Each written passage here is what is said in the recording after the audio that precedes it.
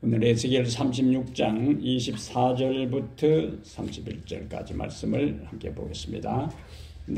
시작. 내가 너희를 여러 나라 가운데서 인도하여 내고 여러 민족 가운데에서 모아 데리고 고국 땅에 들어가서 맑은 물을 너희에게 뿌려서 너희로 정결하게 하되 곧 너희 모든 더러운 것에서와 모든 우상 숭배에서 너희를 정결하게 할 것이며 또 새 영을 너희 속에 두고 새 마음을 너희에게 주되 너희 육신에서 굳은 마음을 제하고 부드러운 마음을 줄 것이며 또 내 영을 너희 속에 두어 너희로 내 율례를 행하게 하리니 너희가 내 규례를 지켜 행할지라. 내가 너희 조상들에게 준 땅에서 너희가 거주하면서 내 백성이 되고 나는 너희 하나님이 되리라. 내가 너희를 모든 더러운 데서 구원하고 곡식이 풍성하게 하여 기근이 너희에게 닥치지 아니하게 할 것이며 또 나무의 열매와 밭의 소산을 풍성하게 하여 너희가 다시는 기근의 욕을 여러 나라에게 당하지 아니하게 하리니. 아멘. 오늘 에스겔 36장 말씀을 함께 보았습니다. 오늘 말씀은 에스겔 36장을 본문으로 해서 새 영과 새 마음을 주소서, 새 영과 새 마음을 주소서, 이런 제목으로 하나님 말씀을 함께 나누겠습니다. 평생 시골에서만 살던 노인이 아들과 함께 생전 처음으로 이제 서울 나들이에 나섰어요. 서울 구경을 와서 백화점에 로비에 앉아서 쉬고 있는데 이 늙은 농부와 아들이 보기에 신기한 장면이 있는데 한 벽을 보고 있는데 그 벽이 연신 양옆으로 열렸다가 닫혔다가 하는 것을 이제 보았어요. 이제. 너무 신기해서 어떻게 벽이 열리고 닫히고 자동으로 하나 하는데 한 할머니가 벽이 열리니까 그 안으로 들어가고 벽이 다시 닫혔어요. 그리고 조금 지난 다음에 벽이 다시 열리는데 예쁜 아가씨가 걸어 나오는 거였어요. 이제. 그 모습을 가만히 보고 있던 할아버지가 갑자기 아들에게 한마디를 던졌습니다. 빨리 집에 가서 네 엄마 데리고 오자. 엘리베이터를 모르는 이 할아버지는 그 안에 들어가면은 할머니도 예쁜 아가씨로 바뀌어서 나온다고 착각을 한 것입니다. 현실적으로 우리의 삶에 이런 일은 일어날 수가 없습니다. 그런데 하나님은 우리를 근본적으로 변화시킬 수가 있어요. 하나님께서는 오늘 본문을 통해서 바벨론의 포로로 잡혀간 이스라엘 백성들에게 회복과 구원의 말씀을 약속해 주셨습니다. 그런데 그들이 잃어버린 은총, 잃어버린 구원을 다시 회복하기 전에 그들에게 약속한 것이 있는데 오늘 제목처럼 새 영과 새 마음을 그들에게 주시겠다고 말씀을 해 주셨어요. 우리의 인생살이에서 우리의 모든 말, 우리의 모든 행동은 어디에서 나오는가? 그 사람의 마음에서 나옵니다. 그 사람의 마음의 상태가 어떠하냐에 따라서 어떤 말을 하고 어떤 행동을 하느냐가 결정이 되는 겁니다. 그러니까 가장 중요한 것은 뭐라는 말씀이죠? 우리의 마음이다. 그죠? 마음. 우리의 마음의 모든 상태에 따라서 생각이 달라지고 또 우리의 말이 달라지고 우리의 행동이 달라지게 돼요. 그래서 우리의 삶이 변화되기를 원한다면 먼저 무엇이 바뀌어야 되는 거예요? 마음이 바뀌어야 되는 거예요. 우리의 인생이 달라지기를 원한다면은 무엇이 바뀌어야 되는가? 마음이 바뀌어야 돼. 근데 우리말 가운데 마음대로 안 되는 것이 마음이다 하기 때문에 그 마음이 이처럼 중요하고, 마음이 바뀌어야 말이 바뀌고 행동이 바뀌고 삶이 바뀌고 인생이 바뀐다 할지라도 그 마음을 우리 마음대로 할 수가 없고 우리 마음대로 바꿀 수도 없어요. 그럼 어떻게? 마음이 바뀌어야 무언가 달라지는데 우리 스스로 마음을 바꿀 수 없다면 우리의 굳은 마음이 변하여 살처럼 부드러운 마음으로 어떻게 해야 변화될 수 있는가 하는 그 말씀이 오늘 본문에서 주는 메시지가 됩니다. 24절 이제 에스겔서를 펴놓고 에스겔 36장을 펴놓고 우리가 말씀을 하나하나 추적해 가겠습니다. 에스겔 36장 24절에 내가 너희를 여러 나라 가운데에서 인도하여 내고 여러 민족 가운데에서 모아 데리고 고국 땅에 들어가서 25절 무슨 말씀이죠? 맑은 물을 너희에게 뿌려서 너희로 정결하게 하되 곧 너희 모든 더러운 것에서와 모든 우상 숭배에서 너희를 다시 정결하게 할 것이며 우리의 돌처럼 굳은 마음이 살처럼 부드러운 마음이 되기 위해서는 첫 번째 깨끗하게 하심을 받아야 돼. 깨끗하게 하심을 받아야 합니다. 하나님께서 24절에서 이스라엘 백성을 고국에서 또 여러 민족 가운데서 모아 데리고 고국 땅에 들어가서 어떻게 하시겠다고요? 어떻게 하시겠다고? 맑은 물을 너희에게 뿌려서 너희로 정결하게 하겠다. 그리고는 이제 그 이후에 가면은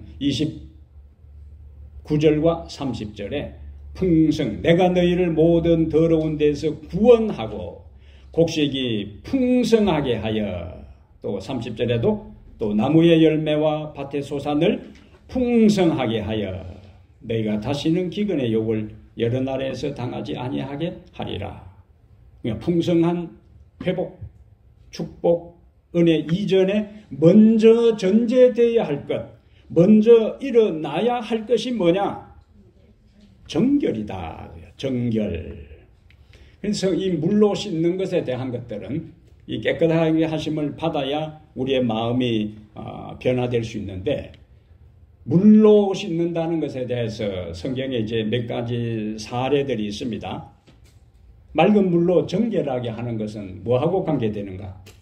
구약에서 부정한 것을 깨끗하게 할 때에 맑은 물로 씻는 것이 나옵니다. 첫 번째 경우에는 제사장이 하나님의 성전에 들어갈 때는 항상 수족을 씻었어요.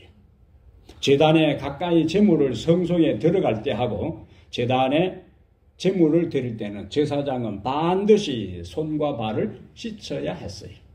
그래서 성소 뜰에 무엇이 있는가? 물두멍이 있었습니다. 그 물두멍은 항상 제사장이 하나님 앞에 나갈 때에 손발을 씻도록 하기 위해서 물동이 준비되어 있었어요. 정결입니다. 그 다음에 부정한 것에 닿은 그릇들은 또 깨끗한 물에 씻혔어요. 깨끗한 물에 부정한 것, 죽은 시체가 있다든지 또 부정한 벌레가 앉든지 하게 되면은 반드시 그릇을 깨끗한 물에 씻었습니다. 그 다음에 시신을 만진 사람에게는 물을 뿌리고 옷을 빨고 또 몸을 씻어 정결하게 하도록 했습니다. 다 뭘 가지고? 물로 어떻게 했어요? 뿌리고 그 다음에 씻어서 깨끗하게, 여기 표현대로 정결하게 했다. 여호수아가 40년 이제 이스라엘 백성들을 인도한 다음 가나안 변경에서 요단강을 앞에 두고, 요단강을 건너면은 여리고성이고 그 여리고성은 가나안 땅의 첫 성입니다. 그 요단강을 건너는 것도 이스라엘 백성들에게는 불가능한 일이고, 설령 요단강을 건넜다 할지라도 여리고성을 이스라엘 백성들 스스로 힘으로 정복하는 것도 불가능한 일이었습니다. 이런 때에 하나님께서 대접전을 앞두고 40년의 모든 이제 광야 생활을 마치고 그들에게 약속한 젖과 꿀이 흐르는 가나안 땅에 들어가는 그 마지막 단계에서 하나님께서 그들에게 요구한 중요한 일이 있습니다. 여호수아 3장 5절 읽어보겠습니다. 여호수아가 또 백성에게 이르되, 자, 백성에게 이야기합니다. 뭐 하라고요? 너희는 자신을 어떻게 하라? 성결하게 하라. 여호와께서 내일 너희 가운데에서 귀한 일들을 행하시리라. 이 귀한 일이 뭐냐? 요단강이 갈라지는 일이고, 이 귀한 일이 뭐냐? 그들이 여리고성을 계속 돌았을 때에 여리고성이 붕괴되는 그 일들이 무슨 일인가? 귀한 일들이. 하나님께서는 일방적으로 일들을 해나가지 않아요. 백성들에게 먼저 요구하는 것이 있습니다. 그 백성들에게 요구하는 가장 핵심적이고 중요한 것이 뭐냐? 자신을 정결하게 하는 것, 깨끗하게 하는 것. 하나님은 거룩한 존재이기 때문에 깨끗하지 않으면은 하나님과 함께 하실 수가 없어요. 하나님은 깨끗한 자와 정결한 자와 성결한 자를 통해서 당신의 일을 하시지, 더러운 자들을 통해서는 하나님은 일을 하시지를 않습니다. 요단강이 갈라지기 전에 먼저 뭘 해야 되는가? 이스라엘 백성들을 정결하게 해야 되고, 여리고성이 붕괴되기 전에 무슨 일이 먼저 있어야 되는가? 백성들의 성결이 먼저 있어야 하는 거예요. 그렇다면 하나님께서 우리의 마음을, 돌처럼 굳은 마음을 부드럽게 하는 데 있어서 깨끗함을 받아야 되는데, 우리가 회개하지 아니하면 마음이 새로워질 수가 없습니다. 마음이 새로워지는 가장 중요한 첫 번째 단계가 통과해야 될 것이 뭐냐? 철저한 회개요. 회개하는 사람에게 하나님께서 죄를 용서해 주시고, 회개하는 자를 정결하게 하시고, 회개하는 자에게 하나님의 성령이 함께 하시는 거예요. 그리고 우리의 기도와 우리의 모든 소망이 하나님의 뜻 안에서 성취되어 나갈 수가 있습니다. 회개하는 자를 통해 하나님께서 능력을 베푸시고 회복의 은혜를 주셔요. 그럼 우리 자신을 어떻게 정결하게 할 수 있는가? 반복해서 말씀드린 대로 우리 죄를 고백하고 회개하여 잘못된 모든 습관을 과감하게 끊고 모든 죄에서 돌아서야 돼. 교회를 얼마나 오래 다니느냐에 의해서 그 인생이 변화되는 것이 아니에요. 교회에 얼마 동안 신앙생활을 했느냐가 그 인생의 삶의 극적인 변화가 나타나는 것이 아니고, 철저한 회개와 모든 잘못된 습관에서 벗어나고 죄로 돌아서서 하나님께로 돌아가야만이 그 인생에 무엇이 나타난다고요? 변화가 나타나는 거예요. 예? 그럼 내가 오랫동안 교회를 다녔는데, 내가 오랫동안 신앙생활을 했는데, 내가 오랫동안 안식일을 지켰는데, 내가 많은 말씀을 들었는데 왜 나의 삶에 변화가 없는가? 철저한 회개의 경험이 없어서. 철저한 회개의 경험이 없어서는 아무리 모태교인으로 살아왔다 할지라도 항상 그 상태로 유지되는 것이 아니고 더 망가집니다. 더 고집스러워지고 더 까다롭스러워지고 그 변질되고 말아요. 인생은 생명의 현상은 정지되는 것이 아니고 성장하든지 썩어가든지 둘 중에 하나예요. 중간지대가 없습니다. 믿음의 세계에서는 중간지대라는 것이 없어요. 내가 점점 주님을 닮아가고 믿음의 향상을 가져가고 하늘과 가까워지고 삶의 변화가 나타나든지, 점점 내 인생이 망가져서 하나님과 멀어지든지 둘 중에 하나인 것입니다. 우리가 모든 죄를 고백하고 회개할 때 예수님께서 그의 피로 우리의 죄에서 우리를 정결하게 깨끗하게 해 주십니다. 이것이 신앙생활의 첫 출발이에요. 신앙생활의 첫 출발. 신앙생활의 가장 중요한 출발은 자신이 죄인임을 알고 하나님 앞에 고백하고 예수의 피로 정결함을 입는 것이 신앙생활의 첫 출발이에요. 그렇게 할 때 우리는 이제 히브리 10장 22절의 말씀처럼 읽습니다. 우리가 마음의 뿌림을 받아 악한 양심으로부터 벗어나고, 그 다음에 뭐가 나와요? 몸은 맑은 물로 씻음을 받았으니, 그 다음에 우리가 뭐 할 수 있는가? 참마음과 온전한 믿음으로 하나님께 나아갈 수가 있습니다. 오늘 우리가 하나님 앞에 예배드리는 이 시간, 내가 지금까지 인생을 살아오면서, 내가 지금까지 신앙생활을 해오면서 내가 얼마나 죄에 대한 철저한 고백과 회개의 경험이 있는지를 되돌아보고, 그러한 경험이 아직도 없다면 죄가 얼마나 하나님과 나 사이를 가로막고 있고, 죄가 얼마나 내 인생을 파괴시키고, 죄가 얼마나 인간과 인간 사이를 망가뜨린다는 것을 처절하게 느끼고, 진정한 회개의 경험이 우리의 삶에 일어날 수 있도록 하나님께 간절히 기도하게 되기를 바랍니다. 자, 우리가 새 영과 새 말 받는 첫 번째 단계는 깨끗하게 하심을 입어야 한다. 이것이 경험된 다음에는 이제 어떻게 해야 되는가? 하나님께서 새 영과 새 마음을 주시기를 이제 뭐 하는 거예요? 구하라. 우리가 기도하는 것은 그냥 구하는 것이 아니고 항상 하나님의 약속에 기초해서 기도하는 거예요. 그냥 기도한다고 하나님이 들어주시는 게 아니에요. 하나님이 약속한 것에 대해서만 하나님이 들어주십니다. 그럼 하나님이 어떤 약속을 하셨는가? 26절 다시 성경 보겠어요. 또 새 영을 너희 속에 두고 새 마음을 너희에게 주되 너희 육신에서 굳은 마음을 제거하고 부드러운 마음을 줄 것이며, 27절에 또 내 영을 너희 속에 두어 너희로 내 율례를 행하게 하리니 너희가 내 규례를 지켜 행할지라 라고 하나님께서 뭐 하신 거예요? 우리에게 약속하셨어요. 그러니까 우리가 기도하는 것은 하나님께서 새 영과 새 마음을 주시겠다고 약속하셨으니 하나님 약속하신 대로 저에게 새 영을 주시고 새 마음을 주십시오라고 뭐하라? 기도하라.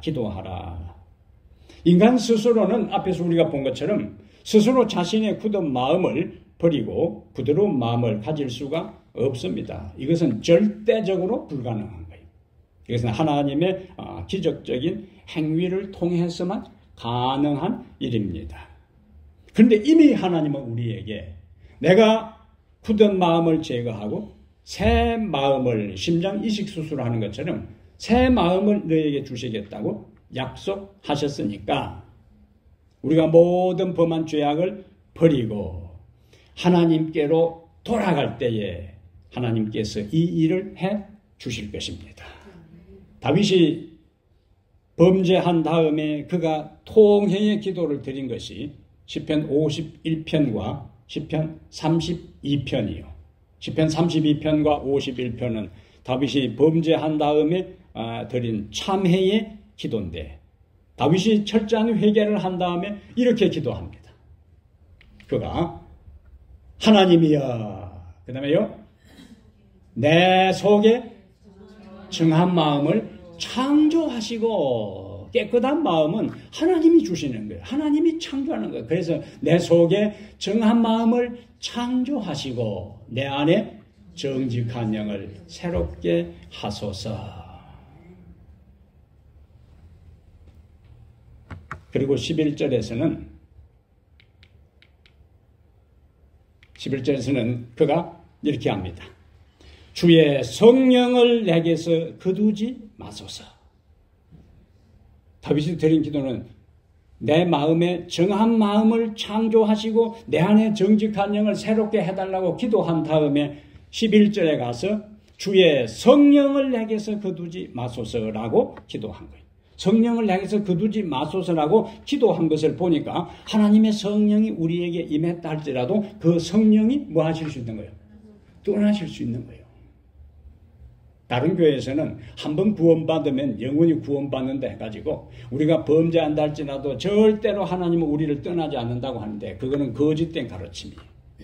성경의 가르침은 하나님이 우리에게 성령을 통하여 반복해서 회개하라고 요청할 때에 반복해서 끝까지 고집부려 그 죄를 포기하지 않고 죄 가운데 갈 때에 하나님의 영은 뭐 할 수 있어요? 떠날 수 있어요. 다윗은 그것을 지켜본 사람입니다. 누구에게서 영이 떠나는 걸 봤어요? 사울에게서 영이 떠나는 것을 보았습니다. 왜냐하면 그가 어릴 때에 왕이 성령이 떠나고 악령이 그를 지배할 때에 완전히 횡설수설하고 미쳐버릴 때에 음악 치료를 위해서 그가 하퍼를 탄 경험들이 많이 있어요. 그래서 하나님의 영이 있다가 하나님의 영이 떠난 사람이 어떻게 망가지는지를 다윗은 너무나 가장 가까이에서 생생하게 목격한 사람입니다. 하나님께서 사울을 왕으로 부를 때에 하나님의 영이 사울에게 함께 했다고 기록해요. 그리고 그는 하나님의 뜻을 따라 살다가 이제는 조금 나라가 안정되고 왕으로서 통치할 만할 때에 자기가 하나님보다 앞서서 이제 하나님 말씀과 상관없이 이스라엘을 통치하기 시작합니다. 사무엘을 통해서 여러 번 호소하고 경고의 메시지를 전했어요. 그때마다 사울은 변명했습니다. 그때마다 사울은 합리화시켰어요. 그때마다 사울은 자신의 행동을 정당화했어요. 그 이후에 성경은 여호와의 영이 사울을 떠나고 이렇게 나옵니다. 그리고 사울의 인생이 망가지는 것을 다윗은 보았다는 거예요. 그런데 그가 범죄했어요. 두려움이 밀려옵니다. 내가 이렇게 했을 때에 하나님의 영이 떠나면은 누구와 같이 될 것을, 사울과 같이 될 것을 그는 너무나 생생히 보았기 때문에 뭐라고 하는가? 주의 성령을 내게서 거두지 마소서. 성령이 떠난 사람은 성령이 떠난 사실을 알 수 있을까요? 모를까요? 하나님의 영이 있다가 하나님의 영이 떠난 사람은 성령이 떠난 사실을 모릅니다. 여전히 그는 하나님의 백성으로 여전히 예배할 수도 있고 여전히 교회 다닐 수도 있고 여전히 하나님의 이름을 부를 수도 있고 하나님을 믿는다고 이야기할 수 있어요. 하나님의 영이 떠난 다음에 사울은 여전히 제사도 드렸고 여전히 어떤 어려움이 있을 때에 내가 하나님께 하는 모습이 나와요. 그리고 하나님의 이름으로 맹세합니다. 이미 하나님의 영은 사울을 떠났어요. 떠났음에도 불구하고 떠난 사실조차도 모르는 상태에 있다가 그의 인생이 끝나버린 겁니다. 이것이 두려운 거예요. 우리가 하나님의 말씀을 따라 살지 아니하고 반복해서 기별을 거절하고 내 방식과 내 뜻과 내 계획대로 인생을 살 때에 하나님은 그냥 떠나는 것이 아니라 여러 방법과 여러 수단과 통로를 통해서 우리에게 말씀하십니다. 이사야 30장 21절에 있는 말씀처럼 내 뒤에서 말소리가 이르기를 이 길이 정론이 너희는 이 길로 행하라. 하나님께서 반드시 말씀하세요. 근데 그것에 듣지 아니하면, 그것을 거부하면, 그것을 무시하면, 그것을 묵살해버리면 하나님의 영은 안타까운 마음으로 그 사람에게서 떠납니다. 하나님이 그 사람이 회개할 가능성이 있는 동안에는 절대로 하나님의 영은 떠나지 않습니다. 하나님의 영이 떠나는 것은 더 이상 하나님의 영이 호소해도 회개할 가능성이 없다고 하나님이 판단하실 때에 하나님의 영은 슬피 떠나게 되는 겁니다. 그래서 다윗은 어떤 기도를 드렸다고요? 주의 성령을 내게서 거두지 마소서.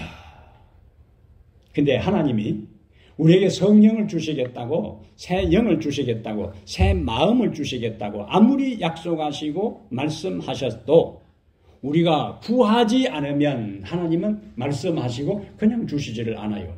그래서 37절 보겠습니다. 에스겔 36장 37절에 주 여호와께서 읽습니다. 주 여호와께서 아니 읽으시라니까. 이같이 말씀하셨느니라. 그래도 이스라엘 족속이 이같이 자기들에게 이루어 주기를 내게 구하여야 할지라. 하나님이 약속하셨으니까 하나님이 알아서 주시는 것이 아니라 하나님이 약속하셨으니까 그 약속하신 대로 이루어지게 해달라고 뭐 하라고요? 구하라. 그래도 그래요. 하나님이 약속하셨어도 주 여호와께서 이같이 말씀하셨느니라. 그래도 뭐하라? 이스라엘 족속이 이같이 자기들에게 이루어지기를 내게 구하라. 이 중요한 원리입니다. 중요한 원리예요. 그래서 교회전 5권 336페이지에 교회전 5권 336페이지에 읽습니다. 홀로 하나님 앞에 나가서 반항과 반역과 불신의 정신을 그대에게서 제거해 주고 그 다음에 돌처럼 굳은 마음을 녹여서 정복하게 해달라고 구하라. 아멘. 하나님이 가만히 있는 우리에게 반항과 반역과 불신의 정신을 제거해 주지 않고 가만히 있는 우리에게 돌처럼 굳은 마음을 녹여주지 않습니다. 그러나 구하는 자에게 반항과 반역과 불신의 마음을 제거해 주시고 돌처럼 굳은 마음을 녹여 우리의 모든 죄를 정복하도록 하나님이 도와주십니다. 그래서 하나님께 나아가 약속하신 대로 새 영과 새 마음을 주시기를 기도하게 되기를 바랍니다. 예? 여기서 변화가 시작되는 거예요. 성령께서 우리의 마음에 우리에게 오셔서 마음을 새롭게 할 때에 돌처럼 굳은 마음은 오늘 설교는 어제 저녁 설교에 이제 더 깊이 들어가서 어떻게 길가와 같은 마음이 옥토가 될 수 있는가에 대한 그 원리를 오늘 설교를 통해서 우리가 살펴보는 거예요. 돌처럼 굳은 마음은 살처럼 부드러운 마음, 좋은 마음밭, 옥토가 되어서 신앙이 성숙하고 성장하는 변화는 이렇게 기도하는 사람에게 하나님께서 그와 같은 은혜를 주십니다. 자, 마음이 하나님의 마음, 새 마음을 주실 때 하나님은 새 마음만 주시는 것이 아니라 거기에 패키지로 하나님의 영이 우리를 다스리고 하나님의 영이 우리의 마음과 생각을 통치하시고 하나님의 영이 우리의 말과 행동을 지배하게 됩니다. 그것을 우리가 성령 충만이라 그렇게 합니다. 성령 충만은 하나님의 영이 우리를 다스리시고 하나님의 영이 마음과 생각을 통치하시고 하나님의 영이 말과 행동을 지배하시는 것. 이것을 뭐라 한다고요? 성령 충만이요. 일반적으로 우리가 생각하는 성령 충만하고 성경의 본래적 의미하고 다릅니다. 그 결과 하나님의 영이 우리의 말과 생각과 삶을 온전히 다스리고 지배하고 통치하게 될 때에 그때에 비로소 우리는 뭐 할 수 있는가? 절겨 헌신하고 성령의 감동을 따라 예배하고 성령의 권능에 쫓아 복음을 전할 수가 있습니다. 그리고 형벌과 심판이 두려워서 의무감 때문에 순종하는 것이 아니라 은혜로 받은 구원과 하나님께서 내 인생에 주신 복에 감사하여 기쁜 마음으로 말씀을 순종할 수 있게 되는 겁니다. 순종은 내가 결심해서 되는 게 아니에요. 순종은 내 마음이 바뀌고 하나님의 영이 내 마음에 감동을 줄 때 비로소 그 말씀을 순종할 수 있는 거예요. 우리 힘으로 하는 것이 아니라 우리를 통하여 하나님의 능력으로 우리는 순종의 삶을 살 수가 있습니다. 그래서 27절에 그대로 나오잖아요. 27절 원리입니다. 또 27절 내 영을 너희 속에 두어 성령이 우리 속에 임하여 너희로 내 율례를 행하게 하리니 너희가 내 규례를 지켜 행할지라. 무엇이 앞에 있어요? 내 영을 너희 속에 두어 너희로 내 율례를 행하게 하리니 너희가 내 규례를 지켜 행할지라. 하나님의 말씀에 대한 순종은 하나님의 성령의 능력에 의해서 가능해지는 겁니다. 하나님의 성령에 의해서 행하지 아니하고 자신의 의지를 가지고 하려고 하는 것을 뭐라고 하는가? 율법주의라 그렇게 하는 거예요. 종종 하나님 말씀에 대한 걸 순종하면은 율법주의라고 공격하는 사람인데 그 사람은 몰라도 한참 모르는 사람이고 어리석어도 진짜 어리석은 것이고 멍청해도 진짜 멍청한 이야기예요. 순종이 중요합니까? 그런데 순종하라는 걸 가지고 왜 율법주의라 그래요? 자기 힘으로 자기 의지 자기 능력으로 하는 것이 율법주의요. 그러나 하나님의 영을 통하여 성령의 감동과 감화와 능력을 통해서 하는 것은 반드시 가능하고 그걸 통해 하나님께서 영광을 받으십니다. 27절에 바로 그 진리를 우리에게 명확하게 말씀하고 있어요.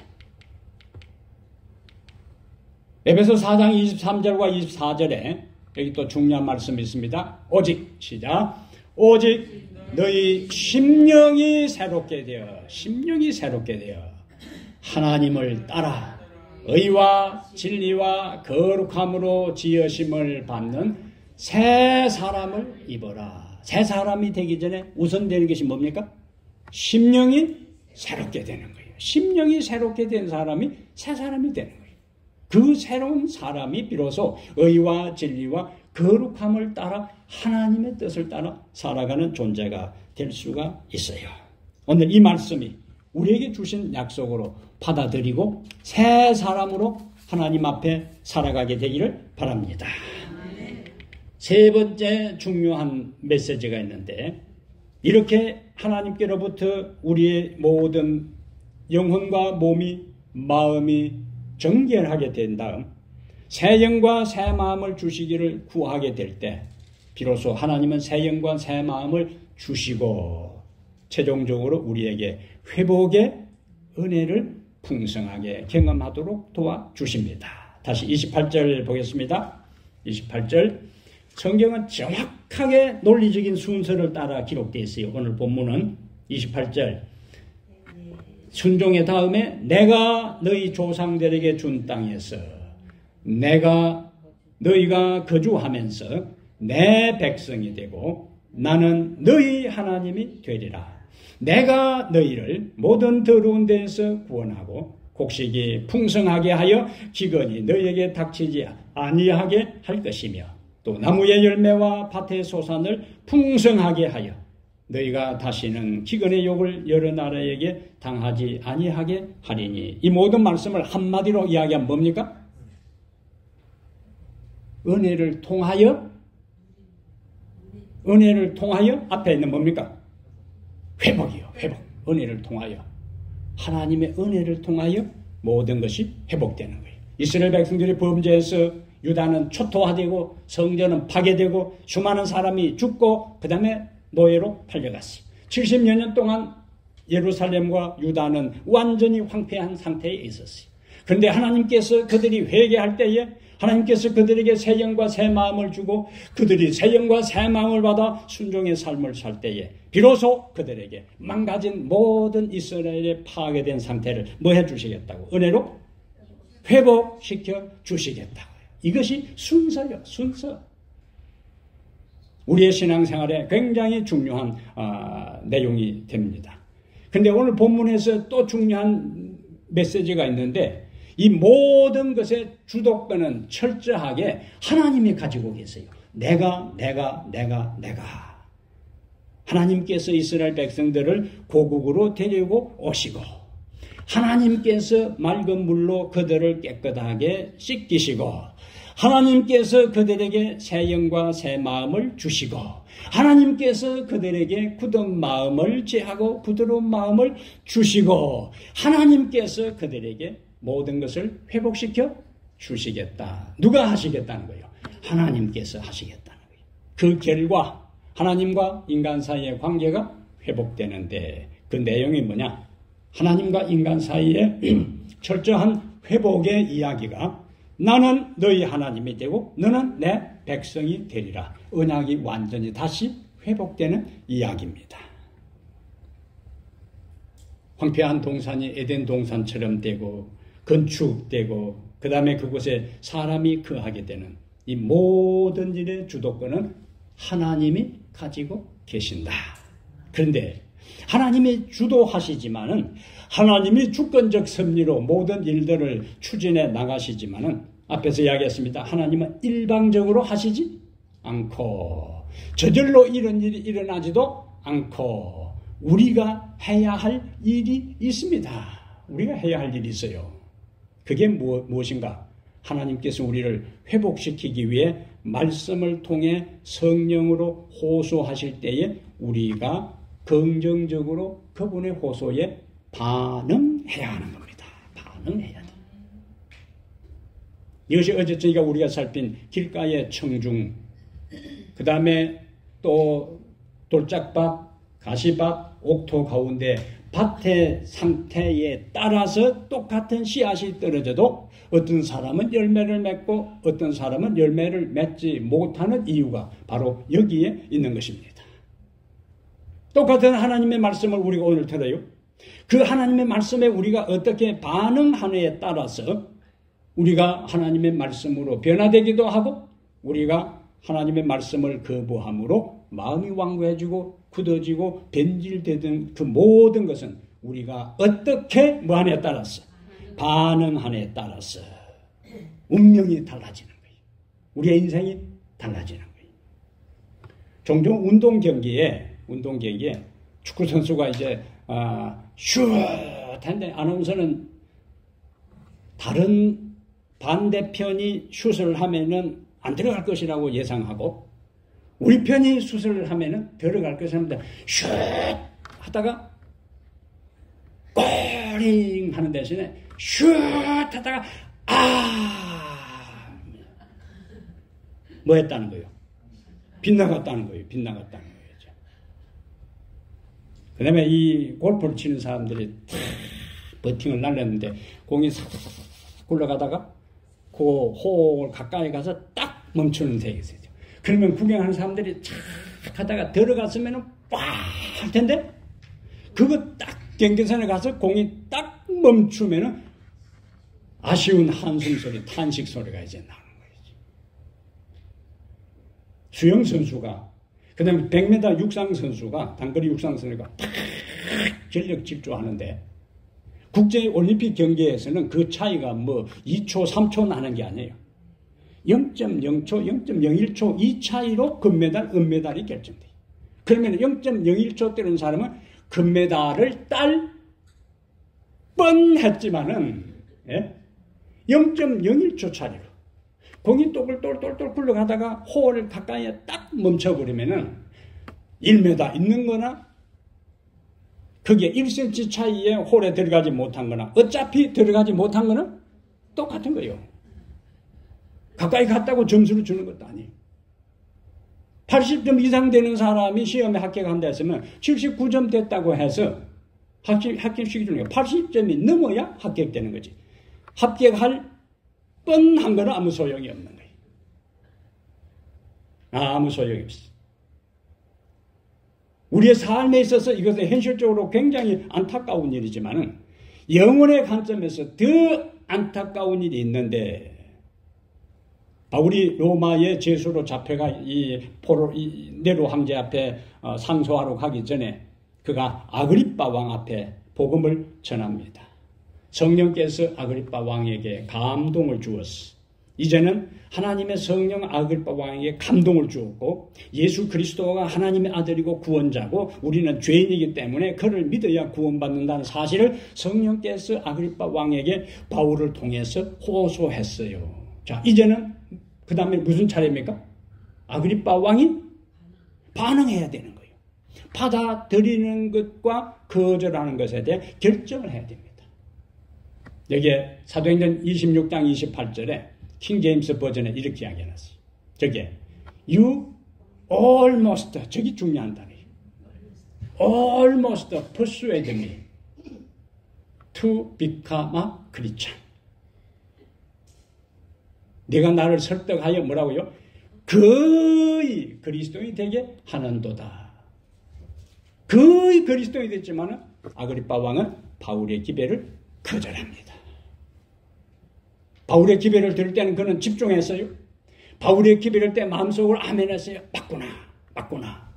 그러나 최종적으로 바울이 이제 당신이 결정해야 된다고 호소할 때에 거절합니다. 많은 지식이 너를 미치겠다. 그러면서 너가 조금만 내가 단단히 거절하려고 안 했으면 뭡니까? almost. 거의 내가 이제 설득당해서 그리스도인 될 뻔했다고. 아그리빠는 거의 구원을 얻을 뻔했지만은 구원을 영원히 상실하고 말았습니다. 우리에게도 이런 일이 일어날 수 있어요. 하나님의 진리에 대해서 전적으로 굴복하고 받아들이지 아니하면 구원은 우리하고는 상관이 없는 겁니다. 히브리 3장 15절에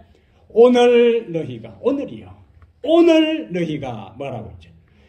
그의 음성을 듣거든 격노하시게 하던 것 같이 너희 마음을 완고하게 하지 말라. 오늘이에요. 오늘. 하나님의 뜻을 따라 살아가려고 하는 것이, 결심하는 것이 오늘입니다. 우리의 마음이 돌처럼 굳어지는 것이 하루아침에 되는 게 아니에요. 한 번 진리를 거절할 때마다 우리는 점점 굳어집니다. 한 번 빛을 무시하고 거절할 때마다 우리는 점점 어둠 속에 처하게 됩니다. 하나님의 생명의 진리를 한 번 거절할 때마다 우리는 점점 하나님께 멀어지게 되고 마침내 하나님을 떠나는 거예요. 사울이 단방에 한 번에 하나님을 떠난 게 아니에요.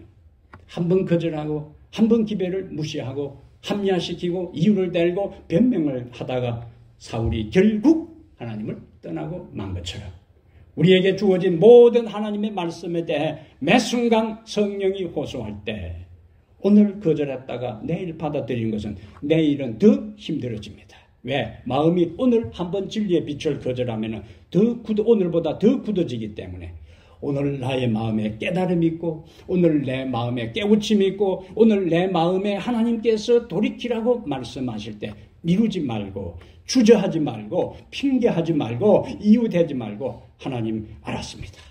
말씀대로 살겠습니다. 나를 도와 주십시오. 기도하며 살아가 우리의 마음이 새로워지고 우리가 새 영을 받아 하나님의 뜻을 따라 살아가는 하나님의 귀한 자녀들 되기를 간절히 바랍니다.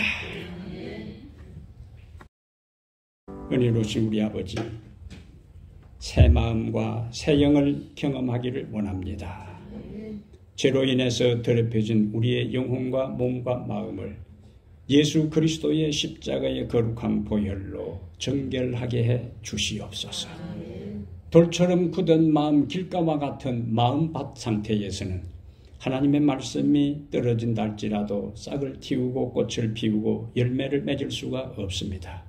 굳어진 마음, 완고한 마음, 교만한 마음, 교집스러운 우리 마음을 하나님의 말씀의 방망이가 깨뜨려 주 하나님 우리의 마음이 살처럼 부드럽게 되어 말씀이 싹을 틔우고 열매 맺는 역사가 일어나게 하여 주시옵소서. 오늘 하나님의 말씀에 대해 거절하지 않게 하시고 오늘 하나님의 말씀을 수용하게 하셔서 그 말씀이 아버지여 우리의 영혼을 변화시키고 하나님의 거룩한 형상으로 변화되어 그 큰 재림의 그날에 하나님 앞에 구원받은 자로 설 수 있도록 축복해 주시옵소서. 우리 주 예수님 이름으로 간절히 기도하옵나이다. 아멘.